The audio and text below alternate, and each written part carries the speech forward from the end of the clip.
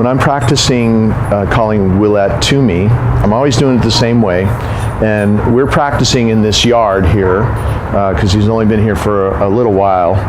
And so there's no distractions or anything, but I always do it the same way. And if you always do it the same way, it'll be like second nature very quickly to you. I put the leash over my left hand. I have the reward in my right hand. I make sure you always call him to this closed fist here, because later on, if you keep practicing this, he won't know why. He just loves to come to this, and you don't even have to have a treat. And when you start phasing the treats out, or if you don't have a treat, he won't see that you don't have one. So you always call him to this. Don't call him to a half open hand or this or whatever people do. It's just a fist, very simple, and you'll see in a second how it works. Now, when you're practicing with him and he doesn't have a distraction to pay attention to, he's probably just going to be looking up at you and staring lovingly at you, and he knows that we're still doing training. So you need to create your own distraction. So I'm going to toss a little piece of food, because you always call him away from something. You never call him to you when you're practicing, when he's staring at you. See how he's moving away from me now? Come. Good. See how I did that? So I didn't have to throw a piece of food because he moved away from me and he was looking at something else. Always call him away from something, even if he just looks in a different direction. So he hears that command and breaks away and comes back to you. Also, you probably noticed that I backed away a little bit.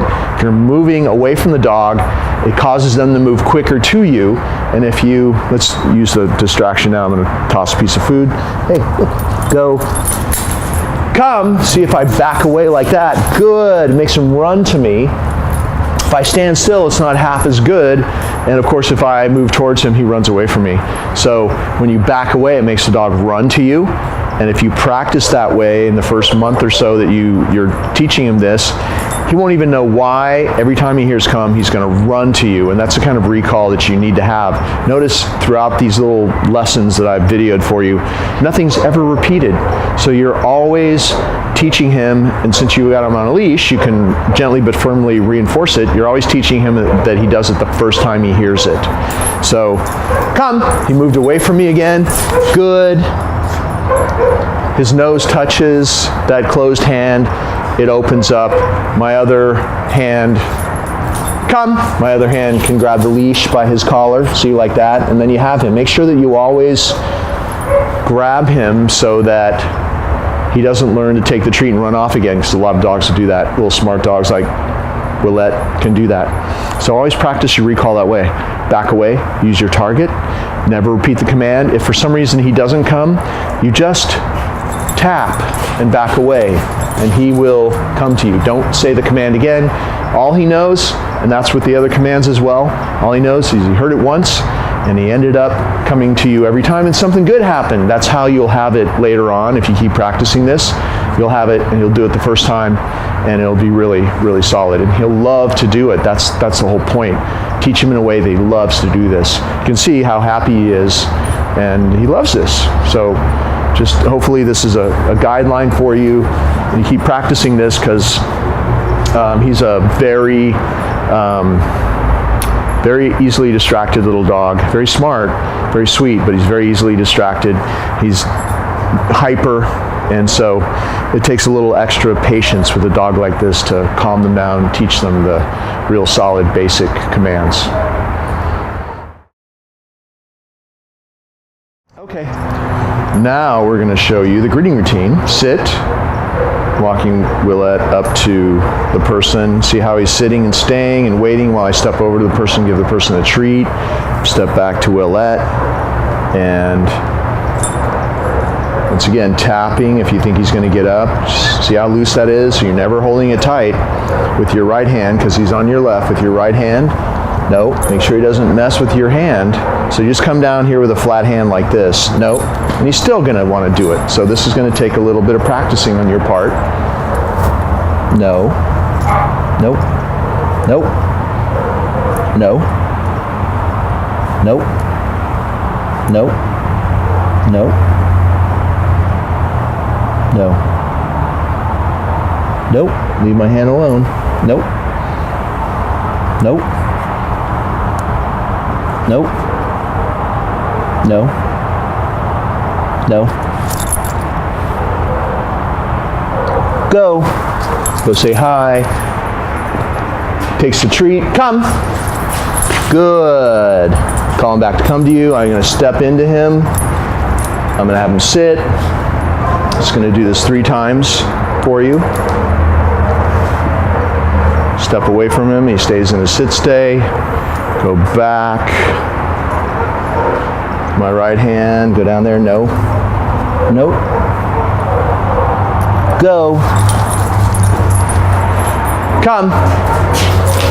Good. If you're in a fenced yard or in the house or something, it's okay to drop the leash if it gets tangled up, because when he comes running back to you, it's going to straighten out and untangle itself. So that's what you saw me just do. Sit. Last time. Notice he's staying in a sit stay as I step away. I'm giving the new person that he's greeting a little treat there. He waits till I come back next to him. My right hand, I'm going to pat his chest and nope. Sure he doesn't mess with your hand. No. Nope. No. No. Go. Last time. Come. Good. So you notice with the hand thing, not going down and licking my hand or sniffing it or whatever, looking for treats. It took me a good 30 seconds to really let him know that we were stuck in that one place until he stopped doing that, and then we moved on. And he got to go over, get his treat, get petted, whatever. He called him back to come to me, and he got another treat. So it doesn't take very long as you just are super consistent and don't give up, and you have to let him know that you're not giving up. So that's how you create these new patterns of behavior. And then when he does it your way and he gets rewarded for that, he's going to get better every day. But really, this is just a partial training program. He hasn't been here very long. So you need to keep this up, because he's only been doing, he only got to this point a few days ago where he could stay in the sit stay, where he comes running back to me as soon as I say come. So it's brand new. It's like really new behavior. Needs to be practiced for a number of weeks longer, so that he, learns it for life.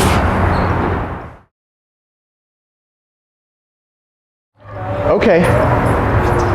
Sit. So even if he doesn't respond right away, you see what I did? I just applied a little bit of pressure. You want to be super gentle with him, gentle but firm. And there is no stay. So if you step away, he knows to wait there. If you walk around him, which is a basic sit stay, and you see how kind of fragile that is, so he's going to make a mistake, and you say no. And this is what you do when he makes a mistake. You do a circle, gently but firmly put him back. Continuous tension, his butt hits the ground, you release it. Go back to where you were the time before and do it over again. Nope. So this is the process here. Notice I still only said SIT one time.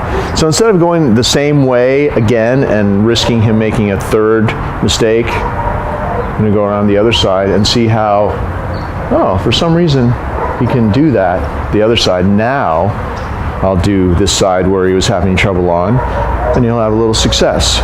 So if you can go around a different side, if he's still making mistakes, doing the same way, do it a little bit differently, most likely you'll have a success. And then you come back and he'll be able to do it. And then you stand back next to him with a sit stay. Hey, up here, bud. The way you reward him is straight down. See, I've got it by my face like this, and it's straight down as he looks up. Eye contact. Nope. That's, of course, not supposed to happen. So he's sitting and waiting. He looks up at you. Straight down. Good. See how I put it straight down there so he doesn't jump up to get it? And I say good at the moment he takes it, and then with my right hand, nope, no, go, pat his chest, and he's free. And that's how you practice a little sit stay. That's where we're at so far with him. Sit. Always have, Willett's very excited, as he tends to be. Always have him sit, even if you have to make sure that you drive it home to him that he has to sit and wait before you send him on the mat. See how the leash is loose? Really have him sit. And if he doesn't, or he looks like he's about to break out of it before you release him like that, tap it back a little and say no. And as soon as his little butt hits the ground, you release that tension. If he jumps around like that, you just stick with the program, he'll calm down. No. Make sure he really waits to be released. No. This is exactly how you're going to have to do it at home. No. See, I'm just tapping a little bit. No. He has to really wait and not mess with your hand that you put down there. No. See how I'm doing it? It's going to take me a good 2 minutes, 3 minutes to get there, but this is what you have to do. Leash is never tight, so you're not restraining him. It's a loose leash, and you do little taps like that to keep him in place. Go to your mat, go down, and say down once he goes over there. And he's in a down, as you can see. And then you start rewarding him. Good. Put it on the mat. Put the reward on the mat in front of him like that. Just like this, just as you see me doing it. So I'm in front of him, got the leash in my left hand, right hand treat. No. No. No. No. So I'm just getting to the point where I'm teaching him not to try to grab the food out of my hand. No. No. No. No. No. Good. See how if he looks like he's going to touch your hand or try to grab the piece of food, you just pull back and say no. Just exactly like you see me doing here. No. He needs to wait respectfully. No. No. Good. Until you place it there and withdraw. Wait respectfully for you to place it on the mat and withdraw. Then he takes it off the mat. No. No. Nope. No. Nope. Nope. Good. See how it works? In a few minutes, he's in the zone. That's what I call it. Really gets himself in the right state of mind where he's actually calm, much calmer at least. No. Nope. Nope. Nope. Good. And he has to exert self-control to do that.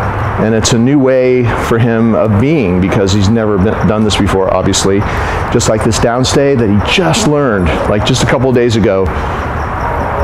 Barely just learned it. Now he's going home today. But all I'm doing is walking around him both ways. It's just a basic downstay. And he's staying there, and guess what? He gets a double reward for that because that's really hard to do. So, no. Good. You can also step back, the end of the leash, and your arm extended. It's like 8 feet away. Step forward. No.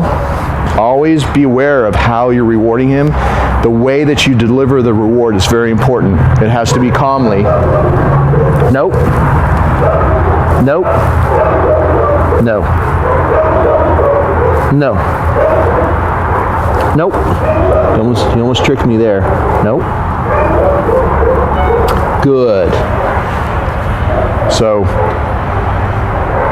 be very careful in the way that you reward him because when you reward him the way that you see me doing it, he calms down. Okay? He has to be calm in order to wait respectfully until you place it there to withdraw. Good. So you would normally think, oh, what's important is that he stays in a downstay, but it's just as important as to how he accepts the reward from you. So that's just as important as actually doing the downstay. And see, I'm walking around again, walking a little bit faster. If he's ever just learning something, like the downstay, and you can move really slowly like you saw I did the first time, and he's more likely to be able to handle it. And then as he gets it over time, then you can just be more normal as far as how fast you walk around him. No. Nope. Nope. Teach him he has to be calm, he has to wait. his brain has to be focused. He has to be in the moment. He has to be, really concentrating in order to do this correctly. So this forces him to develop a higher level of focus. Good. See how I waited there? So I'm going to end this little exercise on that. The way that you end it is you stand back next to him. You pat your leg and say, okay. Okay. Come on. Okay. You'll come off the mat. You say, sit. And then you release him from a calm sit stay off the mat. Go. And then you pick up this. He's going to want to run back on this mat because he loves the mat. He loves to hang out on it. But this is not a doggy bed. This is a very exclusive spot. If he's jumping a lot and you have him on a leash, just put your foot on the leash so that he still has freedom. You're not choking him or anything, but he can't jump. So that's one way to do it. If you're busy doing something else, especially like I am talking to you. So this is a very exclusive spot. You only do the exercise exactly the way I did it right here. You put it down on the floor or wherever you're doing it. You go get him on a leash. He sits and waits. See, that's the way that works. He sits and waits until you allow him to go on. You do the downstay. He has to wait to be allowed to come off, and then sit and wait and then be released. That's the only way you do it, and then you pick it up and you put it away. Only one behavior is practiced on this mat. He doesn't walk across it. He doesn't sleep on it. It's not a doggy bed. His doggy bed is not a place you do training. It's a place where it's a free time place. He can come and go as he pleases. He can chew toys on it, whatever. That's not for training. That's his spot. This is the training mat. And so you only do training on this, and you make sure that you manage him so that he only goes on this with your permission. He only comes off with your permission, just like I showed you. And this develops a very high level of focus in any dog that practices this for a while. Okay.